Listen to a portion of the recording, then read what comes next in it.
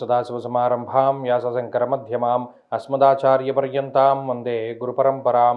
జ్యోతిష్ శాస్త్రాన్ని భావితరాల వారికి ప్రసాదించిన ఋషుల యొక్క పాదపద్మాలకి నమస్కారం చేసుకుంటూ, అలాగే నాకు ఈ జ్యోతిష విద్యను నేర్పిన గురువర్యులు జ్యోతిష బ్రహ్మ కీర్తిశేషులు శ్రీ ఈరంకి సూర్యనారాయణమూర్తి గారు, సూర్యశ్రీ దేవజ్ఞ గారి యొక్క పాదపద్మాలకి నమస్కారం చేసుకుంటూ, ఓం శ్రీ మహాగణాధిపతి నమః, శ్రీ గురుభ్యో నమః, హరి ఓం. వీక్షకులందరికీ నమస్కారం. వృషభ రాశి వారికి ఈ వారం మిశ్రమమైనటువంటి గ్రహస్థితి గోచరిస్తూ ఉన్నది. జన్మ కుజుని యొక్క దోషము ఈ రాశి వారిని కొంత ఎక్కువగా పీడించడానికి ఈ వారంలో అవకాశం ఉన్నది.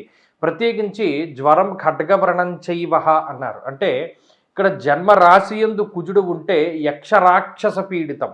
ఓ రాక్షసుడు ఏ విధంగా అయితే పీడిస్తాడో ఒక మనిషి దొరికితే, అలా కుజుడు రోహిణీ శకట భేదనం చేసేటప్పుడు లేదా వృషభ రాశిలో సంచరిస్తూ ఉన్నప్పుడు ఆ రాశి వారిని అంత పీడిస్తాడు అని చెప్పడం జరిగింది.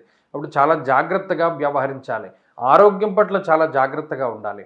అలాగే వాహనాలని నడిపేటప్పుడు చాలా జాగ్రత్తగా చూసుకుంటూ ఉండాలి. అలాగే ఏదైనా ఒక డెసిషన్ తీసుకునేటప్పుడు చాలా 1-2 సార్లు ఆలోచన చేయాలి. కుజుడు ఫ్రస్ట్రేషన్ని పెంచుతూ ఉంటారు, కోపాన్ని పెంచుతూ ఉంటారు. ఈ కోపము ఈ ఫ్రస్ట్రేషన్లో నిర్ణయాలు తీసుకుంటే అవన్నీ బెడిసి కొడుతూ ఉంటాయి. అలాగే స్కిన్ ప్రాబ్లమ్స్, మరీ ముఖ్యంగా ఏదైనా సాహసోపేతమైనటువంటి చర్యలు తీసుకునేటువంటి వారు, రిస్క్ వ్యాపారాలు చేసేటువంటి వారు, వీరందరూ కూడా 1-2 సార్లు జాగ్రత్తగా ఉండాలి. కుజుని యొక్క సంచారము జన్మ రాశిలో ఉన్నప్పుడు ఎంత మెల్లిగా జీవనం ముందుకు వెళితే అంత మంచిది. అలాగే 2వ స్థానంలో ఉండేటువంటి బుధుడు కాస్త తృతీయంలోకి వెళ్ళిపోయారు కాబట్టి ఆ బుధుడు యోగించేటువంటి స్థితి కూడా లేదు. కాబట్టి ఈ వారం కొంత పరీక్షా కాలంగానే చెప్పవచ్చును. వృషభ రాశి వారికి చాలా సర్దుకుపోవలసి వస్తుంది. కొన్నిసార్లు ప్రతిఘటించవలసి వస్తుంది.